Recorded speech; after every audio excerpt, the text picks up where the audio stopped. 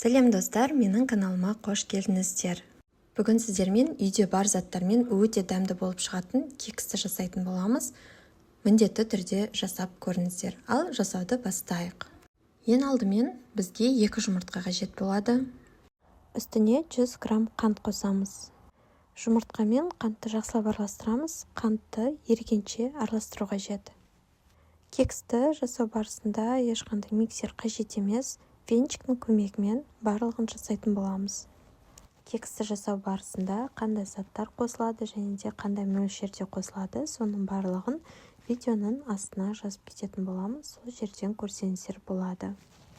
Осы дайын болған массаның үстіне ерітілген 100 грамм сары майды қосамыз. Бөлме температурасында еріген сары май немесе алдын ала ерітіп алған сары майды қоссаңыздар болады.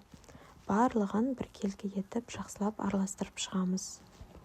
Енді осы массаның үстіне 50 грамм сүтімізді қосамыз.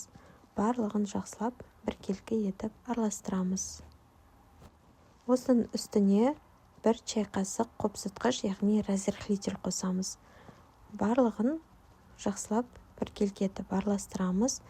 Енді осының үстіне ұн қосамыз. 140 грамм міндетті түрде елеуіштен өткізіп қосуымыз қажет. Енді қамырымызды жақсылап араластырып шығамыз.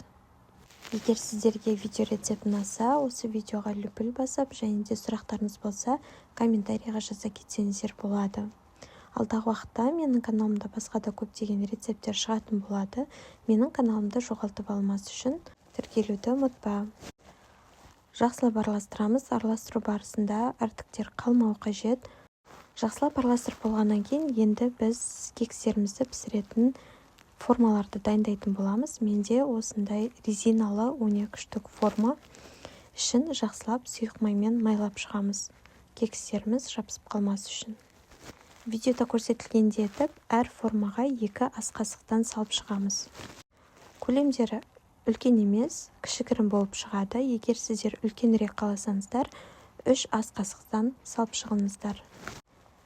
Кекстердің үстіне смородина қосқан болатынмын. Сіздер кез келген жидектерді қоссаңыздар болады, немесе шоколад қоссаңыздар да болады.